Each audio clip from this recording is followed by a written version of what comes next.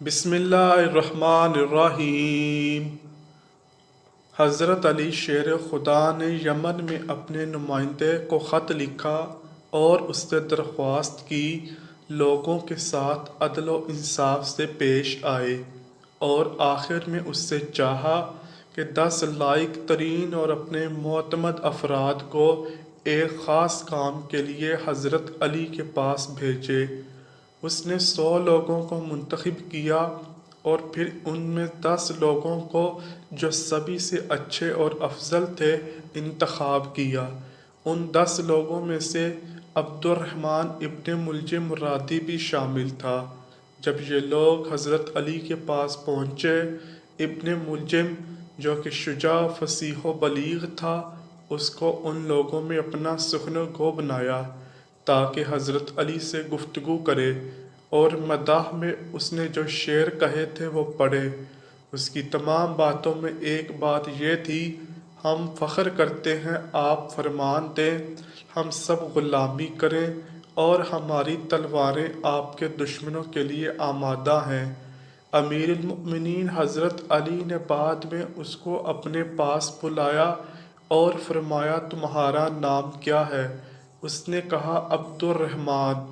حضرت علی نے کہا، تمہارے باپ کا کیا نام ہے؟ کہا کہ ملجم۔ حضرت علی نے کہا، کس قبیلے سے ہو؟ کہا مراد سے۔ پھر حضرت علی نے اس سے 3 مرتبہ کہا، تم مرادی ہو؟ ابن ملجم نے کہا، جی ہاں امیر المؤمنین۔ اس وقت حضرت علی نے زبان پر کلمہ ترجیعی جاری کیا، انا للہ و انا الیہ راجعون۔ ابن ملجم صفین و نہروان کی جنگوں میں حضرت علی کے قافلے کے ساتھ ساتھ تھا۔ جب لشکر اسلام نے خوارج پر غلبہ حاصل کیا تو ابن ملجم نے کہا، اے امیر المؤمنین، مجھے اجازت دے میں آپ سے پہلے کوفہ جا کر آپ کی فتح کامیابی کی خوشخبری کوفہ والوں کو دوں۔ حضرت علی نے کہا، تمہارا مقصد اس کام سے کیا ہے؟ اس نے کہا، میں چاہتا ہوں خدا مجھ سے راضی ہو جائے کہ حضرت علی کی کامیابی سے لوگوں کو خوشحال کروں۔ حضرت علی نے اجازت دی۔ اس نے ایک جھنڈا ہاتھ میں لیا، کوفہ کی طرف گیا، شہر میں داخل ہوا اور بشارت بشارت کی فریاد شہر میں گونجی۔ اس طرح وہ گلیوں سے گزر رہا تھا کہ قطامہ کے گھر کے پاس پہنچا۔ یہ بہت ہی زیادہ خوبصورت، حسین و جمیل اور دولت مند خاتون تھی، لیکن بدکار و فحاشہ عورت تھی۔ طبقات الکبریٰ جلد 3 صفحہ نمبر 35 پر ابن سعد لکھتے ہیں، پھر جب قطامہ نے حضرت علی کی فتح کی خبر سنی تو ابن ملجم کو پکارا تاکہ وہ اپنے باپ اور بھائی کے بارے میں پوچھے۔ قطامہ اسے اپنے گھر لے گئی، عزت و احترام کیا، مہمان نوازی کی۔ ابن ملجم پہلی نگاہ میں اس کا عاشق ہو گیا اور اپنے دین و ایمان کو اس کے ہاتھوں بیچ دیا۔ قطامہ نے اپنے باپ اور بھائی کے بارے میں پوچھا جو سپاہ خوارج میں سے تھے۔ ابن ملجم نے کہا، وہ سب جنگ میں ہلاک ہو گئے۔ یہ خبر سنتے ہی وہ رونے لگی۔ ابن ملجم اس خبر کو دینے پر پشیمان ہوا۔ قطامہ تھوڑی دیر بعد اٹھی اور دوسرے کمرے میں گئی، اپنے آپ کو آرائش و زینت سے سنوارا اور واپس آئی۔ اس کو دیکھتے ہی ابن ملجم کا دل لرز گیا۔ ابن ملجم جو شہوت و نفسانی میں اسیر اور اپنے اختیار کو ہاتھ سے دے بیٹھا، قطامہ سے خواستگاری کی۔ قطامہ نے کہا، اگر مجھے چاہتے ہو تو میرا مہر بہت زیادہ ہے۔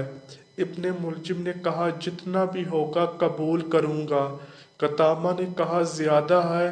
کچھ پیسے، جواہرات اور مشک و عنبر، عطر وغیرہ؟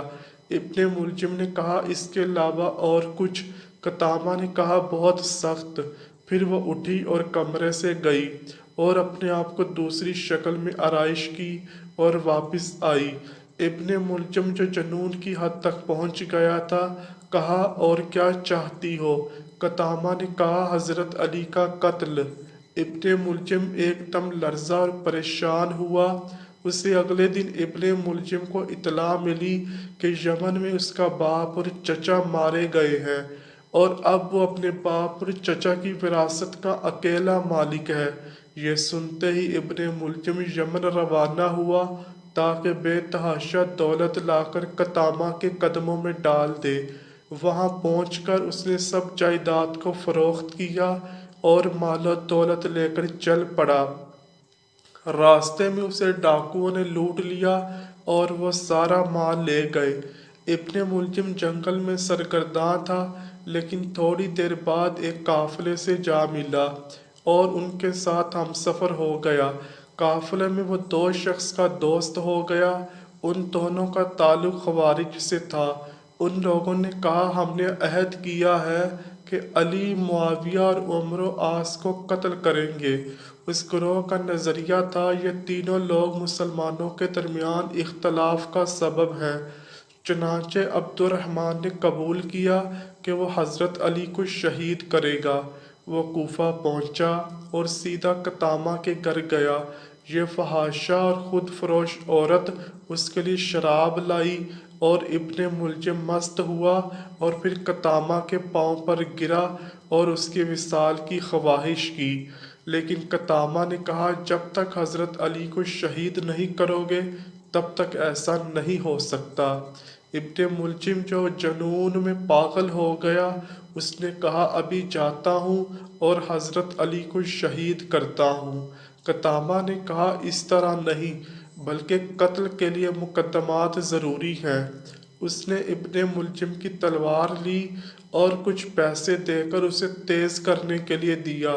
اس رات بد نصیب و بے حیا نے محراب مسجد کوفہ میں داماد رسول شیر خدا حضرت علی پر وار کیا اور تلوار سے ایسا زخم لگایا، اس کے اثر سے 2 روز بعد جانشین رسول خدا وصی مصطفیٰ شہید ہو گئے۔ کوفہ میں کوہرام مچ گیا۔ ابن ملجم کو گرفتار کر لیا گیا۔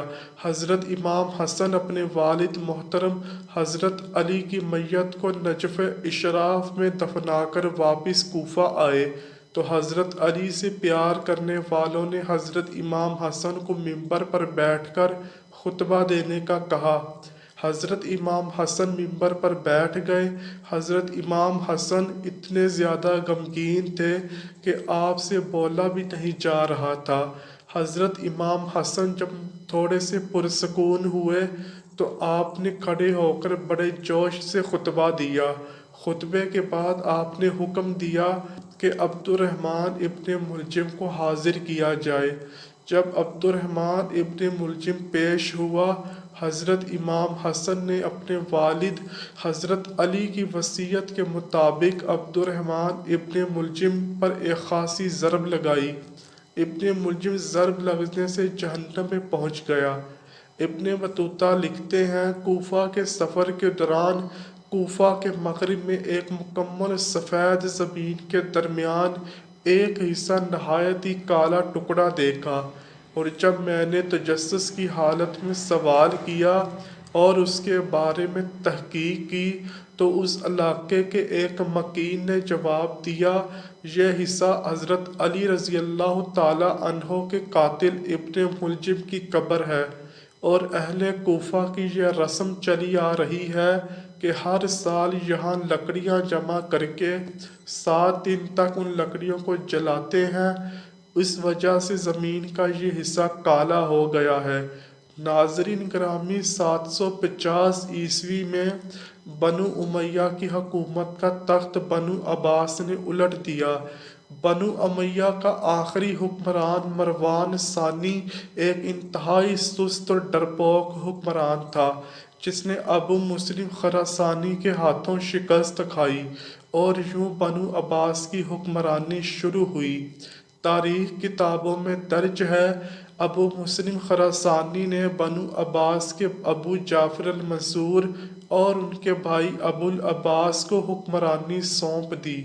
اس طرح بنو عباس کے پہلے حکمران ابو العباس نے آتے ہی بنو امیہ کا نام و نشان مٹانے کی قسم کھائی۔ بہت سے لوگوں کو قتل کر دیا گیا اور کربلا کے واقعے میں ملوث تمام کرداروں کی قبریں کھودی گئیں اور سب کو سولی پر لٹکایا گیا۔ تاریخ ابن سعد میں لکھا کہ کوفہ میں موجود ابن ملجم کی قبر کو بھی کھودا گیا، لیکن اس کی قبر میں اژدہے اور سانپوں کے علاوہ کچھ نہ تھا۔